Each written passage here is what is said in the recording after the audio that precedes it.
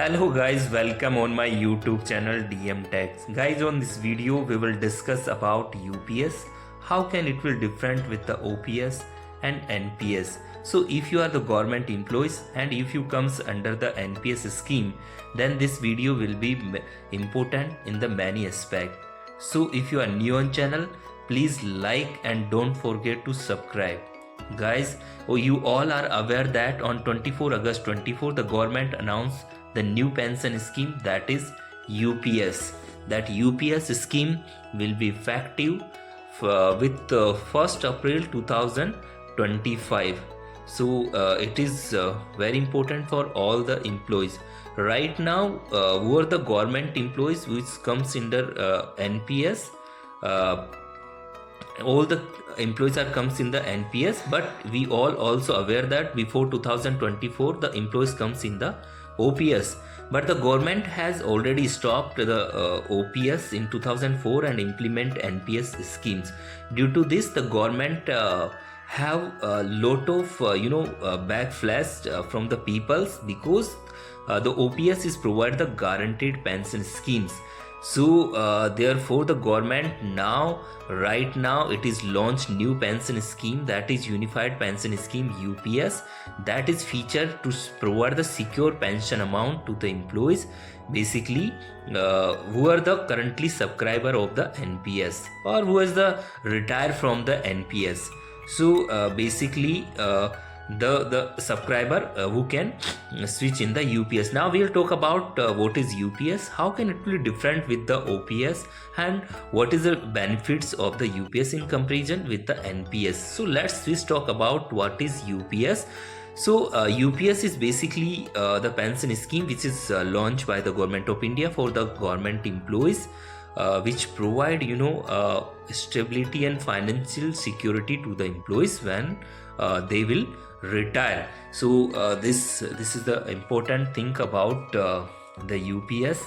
Okay, basically the employee will get 50% of the basic pay of the 12-month average when they are going for the retirement. So they will get 50%, but the condition should be it should be at least 25 years service, or more than 25 it should be completed. There was a special provision that after 10 years service they will get minimum pension around 10,000. Okay, in UPS there is also provision that in case death of the pensioners, that families also get 60% of the pension amount. So this is the special feature about UPS. The state government can also implement. The Maharashtra is the first state which already implement that UPS scheme. That government has on 25th August the cabinet of the Maharashtra is already passed the UPS scheme. So the state government of the different state can be also implement. Now right now all the government comes in category of NPS, so they have the options. They can whether in NPS or they can switch in the UPS. But they decide they have go in the UPS, then the decision cannot be changed. Okay, now we have talk about NPS system. So NPS was launched in 2004 after when stopped OPS pension scheme. But in earlier 2009 that government is upgrade for all NRIs, self-employed and all unorganized worker. So who is the government means Indians, anyone Indians can be invest in NPS scheme for their retirement in respect of the different jobs. Right now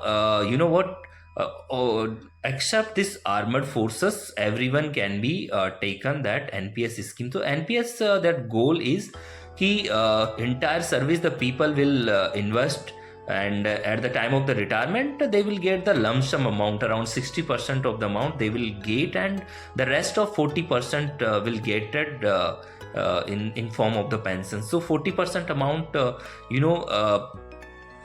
in the total of amount of 60% they will be get it accumulated, and 40% they will purchase the different corpus, and according to market performance and the benefits they will get the 40% amount pensions. So this is the special features of a NPS actually.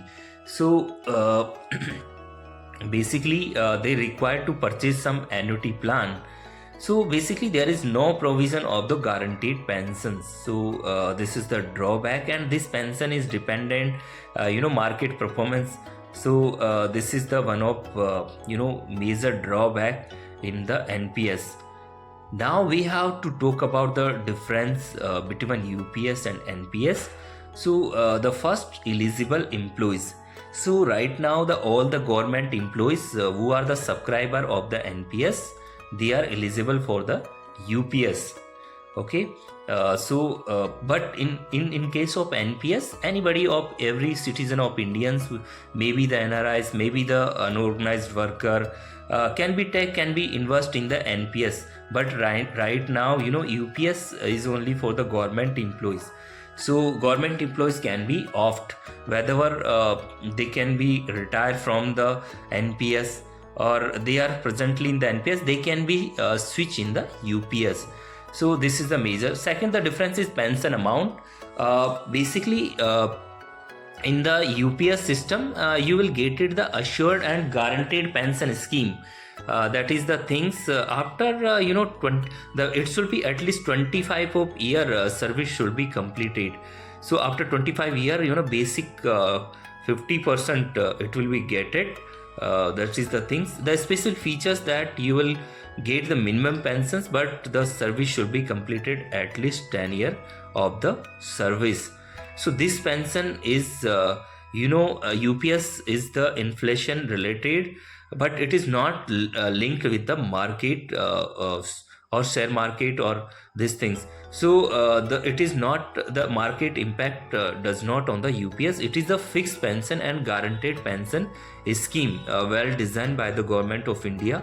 So everything in the fixed. But when we talk about NPS, that NPS is basically market linked, and according to your market performance and our chosen investment plan, we get it the benefit in the NPS. So basically whatever the lump sum amount in the total at the time of retirement, 60% will be getted at the same time, and rest 40% we have to choose to purchase the annuity plan. So basically that annuity is the taxable also, so that we can say that the risk and reward both are the part of in the NPS. The third is major difference is gratuity. Gratuity is the thing as the one kinds of financial benefit when the employees is retires or quit the organization. That time the gratuity is awarded to these employees, but the condition it should be completed at least 5 years of the service. So gratuity is the one kinds of amount which is based the last basic salary, and thus it depend on the service durations. So in the UPS there is a provision of the gratuity, but when we talk about NPS there is no provision of the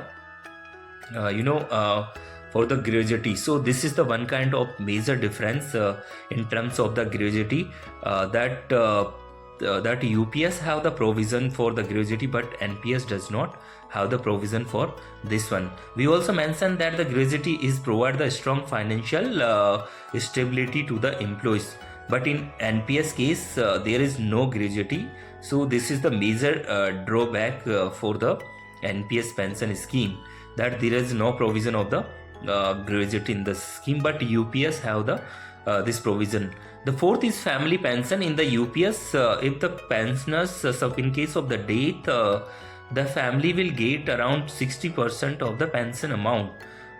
Whatever the pension amount is drawing by the pensioners, and family members will get 60%. So this is the major one kinds of the features in the UPS. But when we talk about the NPS, there is no provision of the family pensions. So because this pension is depend on the market and is linked to the market performance, so there is no provision for the family pensions. So whatever the amount, the total amount, the family will get in the single time. So there is no provision of the family pension. So this is the one major drawback in the NPS system.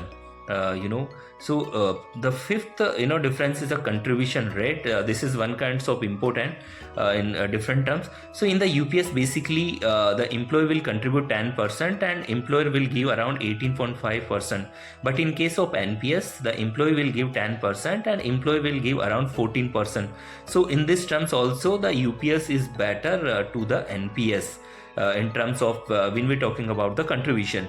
Now we have to talk about the risk factor. Though in the UPS there is a very low risk factor because this scheme is not depend on the market performance. Their market fluctuations does not affect this pension scheme. But when we talking about everything is the fixed. Here is the giving the assurance and inflation protection facilities also there. When we talking about the NPS, NPS is basically market linked, and that market whatever the performance is depend the NPS pension scheme. So because the pension fund goes in the equity and debit fund, so the market performance is depend. If the market is going well, then NPS is getting very good amount. If market is down, then we get it very low amount in the NPS. So this is also very so risk and reward both are the part in the NPS. Now the next point is lump sum amount payment. So in the UPS we get it the lump sum amount payment, but in case of the NPS we does not so whatever the basic amount of the last 6 months, so average calculate and we get it the one kinds of lump sum amount. But in case of NPS, whatever the total accumulated amount, we get it around 60% on the same time, and 40% we required to purchase any annuity plan. Means different share market plans we require to plan, and according to performance of this purchase annuity plans, we have to get the benefit in terms of in forms of the pensions. The last and foremost is inflation protection. So in the UPS there is a provision for inflation protections because it is give the minimum pensions, one assured pensions, and it is a provision there is a family pension also there. So it is basically provide the inflation protection. But when we talking about the NPS pension scheme, so it does not provide the inflation protection because this scheme is a market link and the return is depend on the market performance. If market is going good, then inflation return is also good. So these things and there is no also a minimum pension and guaranteed pension schemes also there is no provision. So this is the important difference in terms of. Then now we're talking about the which pension can be better, whatever the UPS or NPS. So basically UPS is the pension which is made in by NPS and OPS. So it is balancing pension scheme, and it is also provide the financial security to the employees, and it is also give the minimum pension and assured pension schemes. So it is also giving the protection against the influx index. So it is very in this terms the UPS may be the better to the NPS. The other things that the employee and employer is also giving the certain amount to the pension fund, so it is also good for the economic and it can be avoid any shortfall. So in this terms also the UPS may be the better options with comparison to the OPS. But when we talking about the OPS pension scheme, it is market linked, and the peoples who have the good knowledge about the market, equity and debit funds, then they can choose the particular funds according to choose. And if they have the service like 10-year 20-year and they are want to do the service in the long terms, then and they have the good knowledge of the equity market, corporate, these people's I think the NPS may be the good option. Now in the last we have to comparison about all three pension schemes. So the OPS is definitely evergreen because there is no contribution from the employees, and there is definitely guarantee pension scheme, but it is right now it is only for the armored forces. Now we have the option for the UPS and NPS. So I think in my personal opinion UPS may be the better option in comparison with the NPS, because it is giving the assured family pension, minimum pension, and it is also provide the inflation protections against the market. But when we talking about NPS, the people who have the good knowledge about the market, about the investment, and they can be maybe the continue with the NPS system. So there is also provide the facilities or the flexible withdrawals, tax benefits also. It is the one part of NPS. So guys, I hope you enjoy this video, and if you like this video, please subscribe my channels, and whatever you have opinion, please leave the comment on this video. We can discuss about the pension scheme. Thank you so much. Thank you.